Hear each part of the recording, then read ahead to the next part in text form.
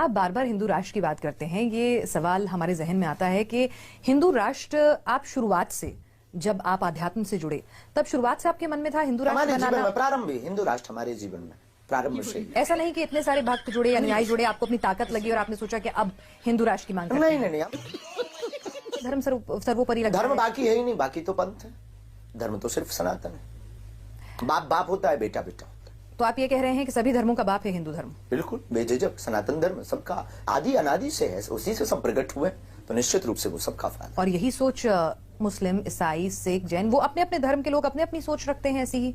ये बड़ी अच्छी बात कही आप। सुझाव दीजिए, क्योंकि देखिए हमने खूब सुझाव मांगे हैं, हमने खूब सामाजिक गंगा जमनी की तहजीब दी है, पर बार बार वही टारगेट, बार बार वही श्रद्धा के कांड, बार बार रामचरितमानस पर टिप्पणी, बार बार राम जी की यात्रा पर टिप्पणी करने वाले तो हिंदू धर्म के लोग ही हैं।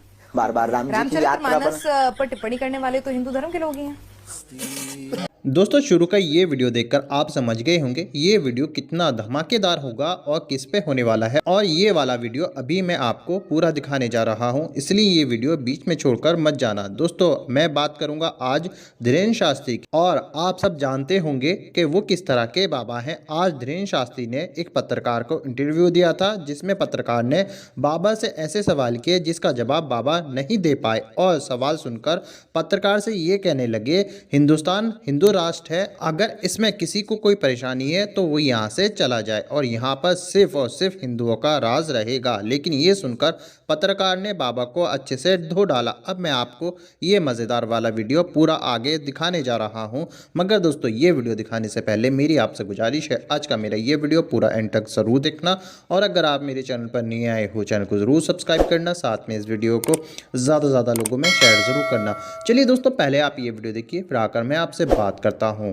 बागेश्वर धाम की महिमा विगत 3 पीढ़ियों से अनवरत है। दादा गुरुजी की, हाँ ऐसे कह सकते हैं, पहले संकुचित था, अब व्याप्त रूप में, व्यापक रूप में। तो सदुपयोगता निरंतर से रही सनातन सनातन सनातन, सिर्फ सनातन। हिंदू राष्ट्र और सनातन के अलावा कुछ।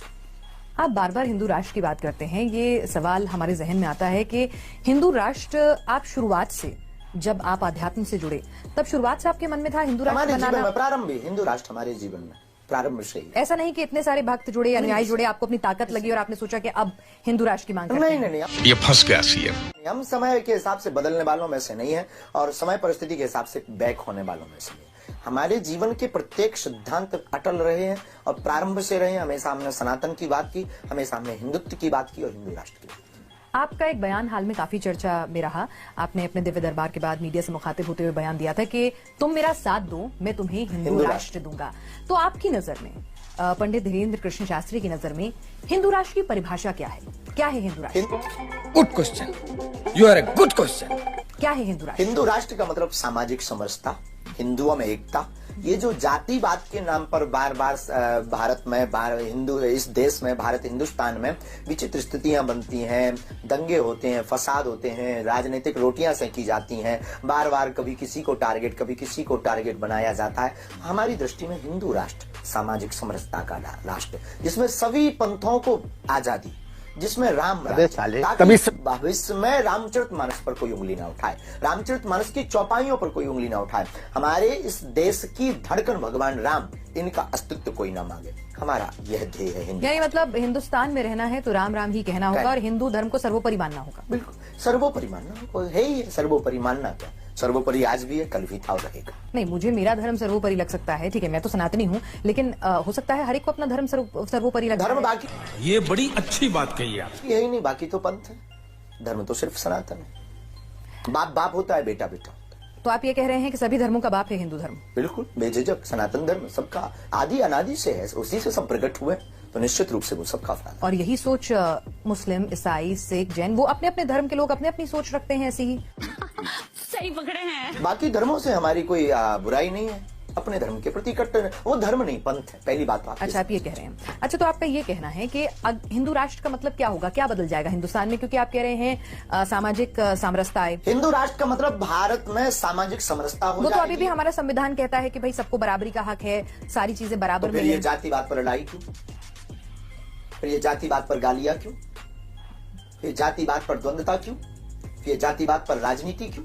जातियों का वर्णन तो हमारे समाज में क्या हिंदू धर्म में लेकिन कहीं जातियां हैं, जातिवाद जातियों का वर्णन है, सरनेम है, पर उस पर रोटियां नहीं सेकी जाती, उस पर गालियां नहीं दी जाती, उस पर रामचरितमानस के ऊपर टिप्पणी नहीं की जाती, उस पर मनुस्मृति के ऊपर टिप्पणी नहीं की जाती, उस पर संतों के ऊपर टिप्पणी नहीं की जाती। तो उसके लिए तो कानून है, वो काफी नहीं है क्या? हिंदू राष्ट्र होने से अगर किसी को, देखिए मैं ये कह रही हूं कि भाई अगर मुझे किसी का सम्मान करना है तो वो करना है, चाहे उसके लिए कानून हो ना हो। कानून होगा तो मैं डर के करूंगी, और अगर मेरे मन से सम्मान आ रहा है तो मैं करूंगी ही। पहली बात तो आप ये समझ लीजिए, भारत हिंदू राष्ट्र है, सिर्फ घोषणा की आवश्यकता है। जिस दिन हिंदू राष्ट्र अगर आप कह रहे हैं कि मांग लेके जाएंगे, तो मेरे जीवन में क्या बदल जाएगा? हमारी कोई मांग नहीं, हम सरकार से कोई मांग नहीं रखते, सरकार से अपेक्षा नहीं, हम सिर्फ सनातनीय व्यक्तियों को जगा रहे हैं। नहीं, मैं सनातनी के तौर पर अगर हम ये सवाल पूछना चाहें कि भाई एक सनातनी, जो तमाम लोग आपको सुन रहे हैं अभी, जिनमें सनातनी भी हैं, दूसरे धर्म के लोग भी होंगे, आपको चाहने वाले भी होंगे, आपको ना चाहने वाले भी होंगे, बराबर ना? तो बराबर। वो सुन रहे हैं, तो उनके लिए क्लैरिटी के लिए बताइए कि कल से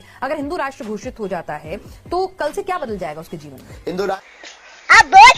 हिंदू राष्ट्र अगर होता है कल से, तो सबसे पहले तो ये जो वैमनस्यता बार बार हिंदू मुसलमानों के नाम पर की जाती है, ये बदल जाएगा। ये वैमनस्यता दूर हो जाएगी, जातियों के नाम की वैमनस्यता बदल जाएगी, जातिवाद फैलना बंद हो जाएगा, हिंदू राष्ट्र हो जाएगा। तो सबके जीवन में मैं हिंदू हूँ, सिर्फ मैं हिंदू हूँ। अबे तू थोड़ा सा बहन का लोड़ा आ क्या? तो आपके मानने से कोई फर्क नहीं पड़ता है, और फर्क तब पड़ेगा, किसी को पड़े तो पड़े, हमें लगता नहीं पड़ता है। और ज्यादा दिक्कत है तो फिर पासपोर्ट तैयार कर सकते हैं, मतलब वो देश छोड़ के चले जाए अगर दिक्कत आपको है। मतलब या तो ये माने कि भारत हिंदू राष्ट्र है, नहीं तो देश छोड़ के चले जाए। अगर दिक्कत आपको लगती है तो छोड़ देना चाहिए। तो दोस्तों, इस धीरेन्द्र शास्त्री का डायरेक्ट कहना है कि भारत हिंदू राष्ट्र से अगर किसी को दिक्कत है तो भारत छोड़कर जा सकता है।